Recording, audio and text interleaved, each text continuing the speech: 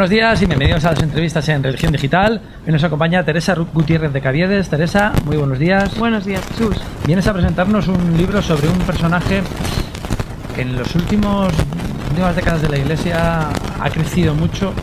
Es todavía no suficientemente conocido, pero que sí que tiene una historia apasionante, que es el cardenal Bantuan, el cardenal vietnamita, que estuvo muchísimos años preso y bueno, que acabó siendo cardenal. Pasar del infierno a casi tocar el cielo. Bueno, probablemente a lo mejor ahora también en el cielo, después de su muerte. Bantuan, libre entre rejas, editado por Ciudad Nueva. ¿Cómo surge la idea de escribir este libro? Pues mira, la idea es bastante sencilla. Hace unos años escribí otro libro que era una entrevista a Monseñor Francisco Pérez, que es arzobispo de Pamplona, ¿sí? Y bueno, con el que me unía bastante amistad y quería ponerle a prueba sobre qué es un obispo, porque creo que tenemos una imagen de un hombre que vive en un palacio ahí. Y entonces le pregunté por un montón de temas de la sociedad contemporánea. ¿Quién era Bantuan?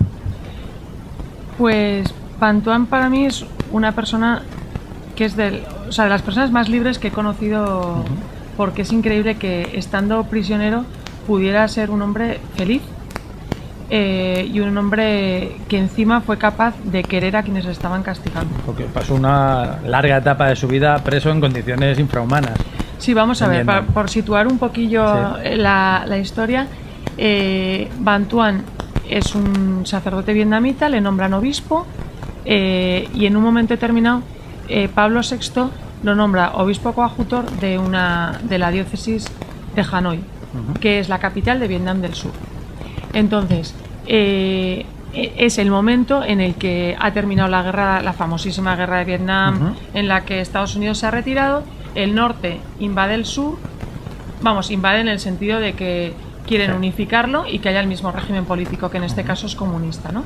Entonces, las autoridades de entonces le dicen que no puede ser obispo ayudante de esa diócesis, que vuelva al anterior o tomarán represalias. Entonces él dice, bueno, yo tengo una misión espiritual y el que me la ha mandado me dice que me quede aquí, entonces no me puedo marchar. Es decir, que si las represalias son... Entonces las represalias son que un 15 de agosto van a por él, lo cogen y sin juicio ni sentencia lo encierran. Y empieza un periplo de 13 años de prisión, 9 de ellos aislado. No en cárceles como las que conocemos aquí en este país en el siglo XXI. No, además, fíjate, es que luego es un sistema muy curioso, porque documentándome para el libro a veces me volvía loca y ahora les pregunto a los lectores, ¿pero se ha entendido? Y me dicen, sí, digo, pues gracias a Dios, porque tenemos que hacernos a la idea de una realidad totalmente distinta. El objetivo del gobierno vietnamita es que un líder de la Iglesia Católica, en este caso el líder más carismático que tiene el país, firme una confesión con la que se pueda demostrar que hay un complot de Estados Unidos y del Vaticano contra Vietnam. Y con esa confesión poder acusar tanto a Estados Unidos como al Vaticano y poder empezar a tomar represalias también contra la Iglesia Católica allí.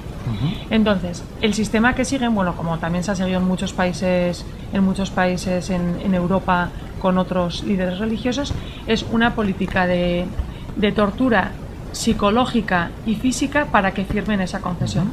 Entonces Bantuan va pasando por presidios muy distintos, desde un arresto domiciliario en una sacristía de una iglesia hasta un campo de concentración con otros presos, momentos de aislamiento en una celda sin ventilación, a oscuras. Que suena al puente sobre el río Kwai, a películas de esas. Horribles, que te encierran en un cubículo sin luz. Tiene momentos de soledad absoluta, momentos también que él contaba, ¿no? El sufrimiento extremo, por ejemplo, pues de viajar en un barco con 1500 presos en las bodegas, que dice que era como viajar con cadáveres. Entonces, el sistema siempre es el mismo, es intentar cambiarle de sitio para torturarle psicológicamente y siempre intentar que firme una confesión. Como no lo consiguen, intentan cambiarle a otro sitio. Y luego además hay un segundo problema, que es el de los cambios de sitio, y es que resulta que este hombre, allí donde lo ponen, no se sabe qué pasa, que los guardianes cambian de vida. Entonces el gobierno dice, vamos a ver, estos dos que le pusimos para vigilarle han cambiado, lo cambian de sitio, estos dos han cambiado, y dicen, ¿qué hacemos? Entonces idean un sistema que es que le ponen dos vigilantes que vigilan a los vigilantes y dos vigilantes que vigilan a los dos vigilantes, pero aún así el virus siempre se extiende, entonces no saben qué hacer. De hecho, lo llegan a meter, una de las cárceles en las que está es en las oficinas centrales del gobierno de Vietnam en el norte, o sea, donde tienen los apartamentos todos los oficiales del gobierno y tal, lo meten en un apartamento aislado con 2 personas en la puerta que le vigilan y lo único que hacen es pasarle comida y una cosa que él ha pedido, que es una medicina para el dolor de estómago. Que la medicina para el dolor de estómago, su familia entiende perfectamente, su familia y sus fieles entienden perfectamente qué es lo que está pidiendo. Un poco de vino para poder consagrar. Un poco de vino para poder consagrar. Entonces, lo único que saben es que hay un señor que no firma las confesiones dichosas, que según los informes que van llegando, todos los días a las 3 de la tarde se pone a cantar y sale transformado de sus ritos y de sus cantos, y que los guardianes tampoco se sabe qué pasa, que sean quienes sean, van cambiando de vida. Incluso algunos abrazan la fe cristiana en un sitio que está perseguida. Entonces, la ruptura de esquemas del gobierno es absoluta. Y luego, por otro lado, que también eso hay mucha gente que me lo pregunta, bueno, pero ¿no le podían amenazar de muerte? No es tan sencillo, porque lo primero, el objetivo no era matarle, el objetivo era conseguir una confesión. Y lo segundo, claro, muchos organismos internacionales sabían que Van Tuan estaba detenido, entonces estaban encima de aquello. Entonces es un tira y afloja también del gobierno entre intentar desgastarle al máximo para que firme la confesión y a la vez que no se muera, porque si se muere tienen un problema. Más gordo. Está 13 años en distintas prisiones. ¿Por qué sale? Bueno, sale porque también, claro, en esos 13 años el gobierno de Vietnam evoluciona. Es el momento en el que en Rusia empieza la perestroika con Gorbachev. Hay un relevo también generacional en el gobierno. Claro, no son los mismos los que han terminado la guerra que los que van llegando. Y luego también hay un momento... Esto no es que yo lo haya leído en ningún sitio, sino que investigando es una de las conclusiones provisionales a las que he llegado, en el que también dicen, vamos a ver, ¿qué hacemos con este hombre? Que pensábamos que en 2 meses tendríamos una confesión y llevamos 13 años y por el camino nos ha desmontado una red de espías, se han reactivado las comunidades cristianas, ha sacado 3 libros clandestinos que nadie sabe cómo han salido de la cárcel y ha revolucionado este país y han sido traducidos a no sé cuántos idiomas. Entonces hay un momento en el que el ministro del Interior le pregunta qué quiere hacer y él dice que lleva ya 13 años allí, que por favor que le dejen en libertad. Le dejan en una libertad muy condicionada, o sea, tiene que vivir en la residencia del arzobispo de la capital, no puede salir más de un radio de 13 kilómetros y siguen presionándole desde ahí hasta que al final, a los años, lo que hacen es, en uno de los viajes que sale, retirarle el pasaporte, que saben que para él es lo más duro, no poder volver a entrar a Vietnam nunca más. ¿Y no volvió a Vietnam? Sí volvió, ¿no? O sea, a partir de que le retiraron el pasaporte no pudo volver.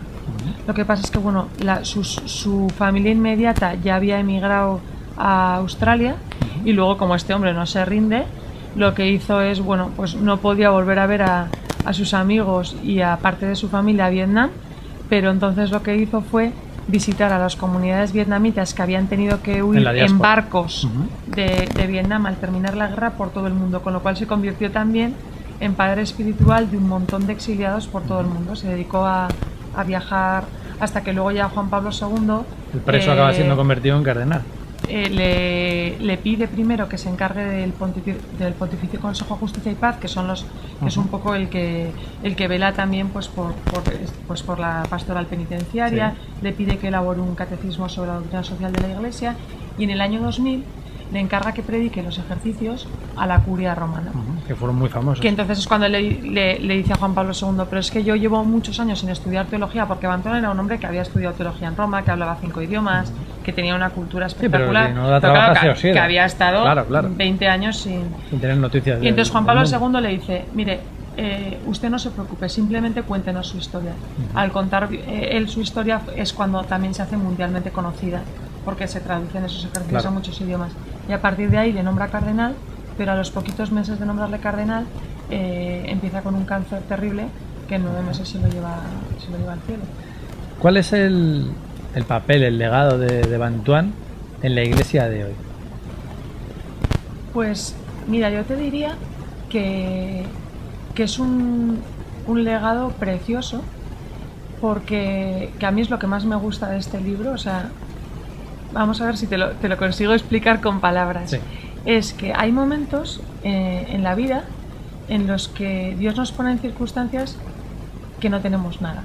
O sea, que es cuando Bantuan se encuentra físicamente desnudo, tirado en una cloaca sin poder hacer nada por su pueblo, incluso sin poder rezar. O sea, no puede rezar, soledad y el no mayor se acuerda vacío del Padre Nuestro. O sea, hay un momento en el que él piensa que se está volviendo loco porque al día de rezar el Padre Nuestro no se acuerda. Y en ese momento tiene un encuentro precioso con Jesucristo, que le dice: tú ahora no tienes nada, y es cuando yo puedo hacerlo todo, ¿no?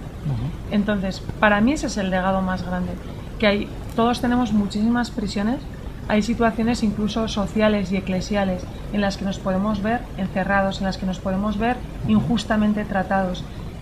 Y ese momento puede ser un momento de desesperación, de decir tiro la toalla, o puede ser el momento de encontrarse con Dios y decir, en esta absoluta nada es cuando más cabe tu absoluto todo. O sea, es como cuando Dios se puede volcar del todo, ¿no? Porque le dejamos entrar completamente, porque es que ya no tenemos otra que perder, es que no tenemos dónde agarrarnos. Sí, es cierto que en nuestras sociedades falta un poco de desiertos y de esas situaciones de vaciamiento y de decir, bueno, pues hasta aquí he llegado, me abro y que sea lo que Dios quiera, nunca mejor dicho. Abrirse a esa confianza que en este occidente que va con las prisas y los ruidos.